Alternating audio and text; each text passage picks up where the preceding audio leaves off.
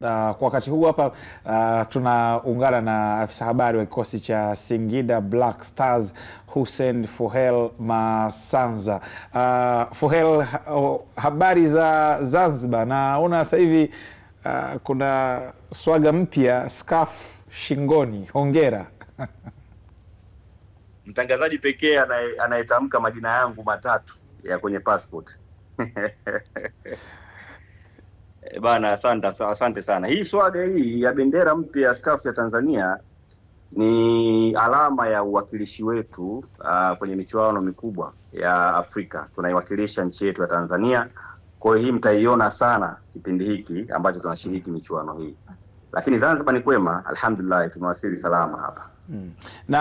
Na Masanza, kikosi kwa ajili ya matayarisho kwa ajili ya michuano ya kimataifa, mmepoteza mechi ya kwanza dhidi ya kikosi cha CR Belouizdad, Shabab Riyadh Belouizdad. Matayarisho sasa kwenda kuwakabili Stellenbosch yanakwendaje? Mchezo wa kwanza tumepoteza, lakini tumepata funzo kubwa. Tumecheza dhidi ya timu yenye uzoefu, CR Belouizdad kule kwao nchini Algeria.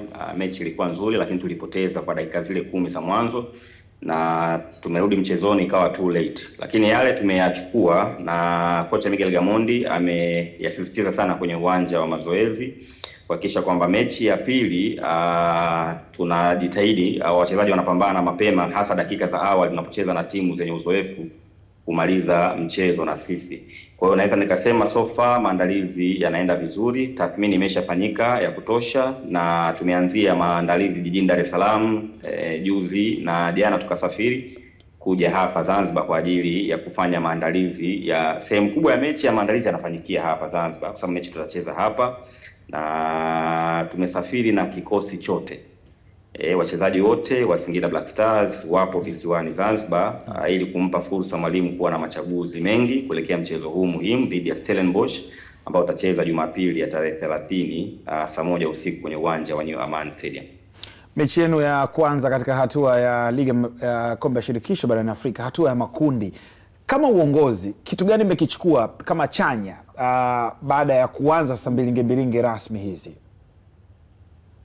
Of course ni experience mpya kwetu. Tumepata experience mpya. Kumbuka ndo mara ya kwanza tunashiriki mashindano haya makubwa na tumefanikiwa kuingia hatua ya makundi. Unajua sisi kwenye michuano ya shirikisho tumeshafikia malengo yetu kwa 100%.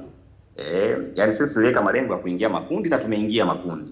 Hiyo tayari kwetu sisi ni mafanikio, lakini kwenye hatua hii sasa ya makundi yenyewe hatuwezi kurelax, lazima tushindane, na tumeanza kupata mafunzo kwamba sasa tumeingia ukubwani. Huku ni ukubwani kweli kweli. Wale Waarabu wametuchapa goli 2 dakika 10 za mwanzo, zikatuchanganya kidogo, tukasema huku ndo kulivyo.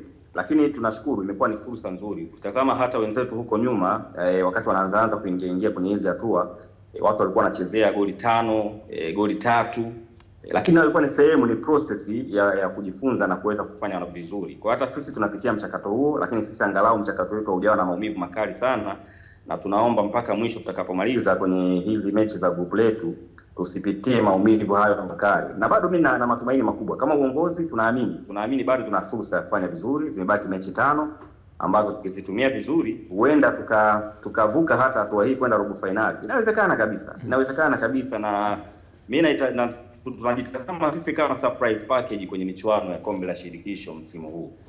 Lolote linawezekana. Tumefanikiwa kuingia makundi, hata kwenda robo finali inawezekana kabisa. Vipi kuhusiana na baadhi ya wachezaji ambao mliwakosa, mfano kama Khalid Aucho? Taarifa zao zipoje kwa sasa ndani ya kikosi cha Singida Black Stars? Mchezaji pekee ambaye tulimkosa kwenye mchezo wetu wa awali ni Khalid Aucho, na hiyo ni kutokana na sababu za safari, mambo ya visa na nini, na pia alichelewa kurudi kutoka kwenye majukumu ya timu ya taifa.